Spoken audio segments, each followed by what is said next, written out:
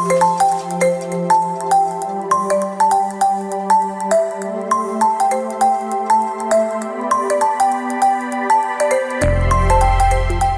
ദിവസം കോവളം തീരത്തേക്ക് ചിലർ വിരുന്നെത്തി.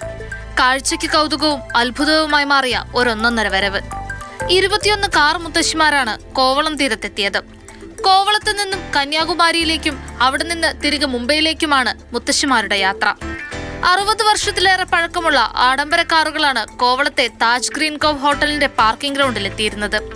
മുംബൈയിൽ സ്ഥിരതാമസക്കാരാണ് ഈ കാർ മുത്തശ്ശിമാരുടെ ഉടമകൾ. ഉടമകളിൽ 35 വയസ്സ് മുതൽ 75 വയസ്സ് വരെയുള്ളവർ ഉണ്ട്. പഴയ ആഡംബര കാറുകൾ കൈവശമുള്ളവരുടെ കൂട്ടായ്മയിലെ അംഗങ്ങളാണ് ഇവർ.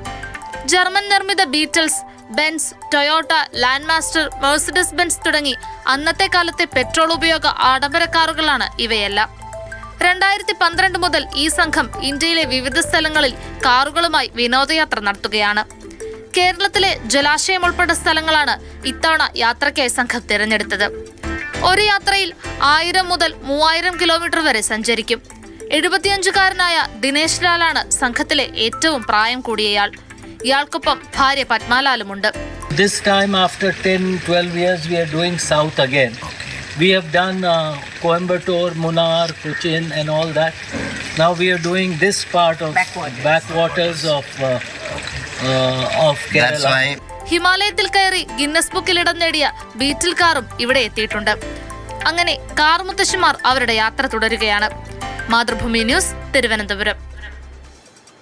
ഇന്ദുലേഖ രേണുവാണ് നമ്മുടെ കൂടെയുള്ളത്. ഇന്ദു, കാണുമ്പോൾ ഒരു വലിയൊരു കൗതുകം തോന്നുന്നുണ്ടല്ലേ? പഴയകാല കാറുകളാണ്, അത് 1, 2 അല്ലെങ്കിൽ 21 ഇങ്ങനെ നിരത്തിയിട്ടിരിക്കുന്നത് കാണുമ്പോൾ തന്നെ ഒരു പ്രത്യേകതരം ചന്തമുണ്ട്. വല്ല വണ്ടിഭ്രാന്തന്മാരും ഒക്കെ മുന്നിലേക്ക് വരികയാണെന്നുണ്ടെങ്കിൽ ആ കാഴ്ചയെക്കുറിച്ച് പിന്നെ പറയേണ്ട കാര്യമില്ല, അതിന് പിന്നാലെ ആയിരിക്കും. നേരിട്ട് ചെന്ന് കണ്ടപ്പോൾ എന്ത് തോന്നി? എങ്ങനെയാണ് ഈ ഒരു കടന്നുവരവ്? ഈ ഒരു കാലഘട്ടത്തിൽ അല്ലെങ്കിൽ പ്രത്യേകിച്ച് ഇപ്പോഴത്തെ ഒരു തലമുറയ്ക്ക് പഴയ വസ്തുക്കളോട് പ്രത്യേകം ഒരു കമ്പമുണ്ടല്ലേ. നമ്മൾ പറയും നൊസ്റ്റാൾജി ഉണർത്തുന്ന വസ്തുക്കൾ അല്ലെങ്കിൽ ആൻറ്റിക് പീസുകൾ എന്നൊക്കെ പറയും. ചിലപ്പോഴൊക്കെ ഇപ്പോൾ നമ്മൾ പല വീട്ടിലും കയറി ചെല്ലുമ്പോൾ പഴയ പല പാത്രങ്ങൾ, അതുപോലെ പഴയ പല കാര്യങ്ങളും ഇപ്പോഴും വീടിൻ്റെ ഭംഗി കൂട്ടാൻ വേണ്ടി അല്ലെങ്കിൽ പഴയ ഓർമ്മ നിലനിർത്താൻ വേണ്ടി ഒക്കെ നമ്മൾ സൂക്ഷിക്കുക അല്ലേ. അത്തരത്തിൽ ഒരുപാട് പേര് അവരുടെ ഹൃദയത്തോട് അല്ലെങ്കിൽ നെഞ്ചോട് ചേർത്ത് പിടിക്കുന്ന വസ്തുക്കളെയാണ് നമ്മളിപ്പോൾ കണ്ടത്. കാറുകളോട് പ്രത്യേകിച്ച് മനുഷ്യന്മാർക്ക് പ്രത്യേക ഒരു സ്നേഹം ഉണ്ടാകുമല്ലേ. ചിലരൊക്കെ പറയാറുണ്ട് എൻ്റെ ജീവനെ പോലെ സൂക്ഷിക്കുന്ന ഞാൻ വാഹനമാണ്, അല്ലെങ്കിൽ എനിക്കിത് അത്രത്തോളം ഇഷ്ടമാണ്, എൻ്റെ ആത്മാവോളം ഞാൻ സ്നേഹിക്കുന്ന ഈ വാഹനത്തെ എന്നൊക്കെ.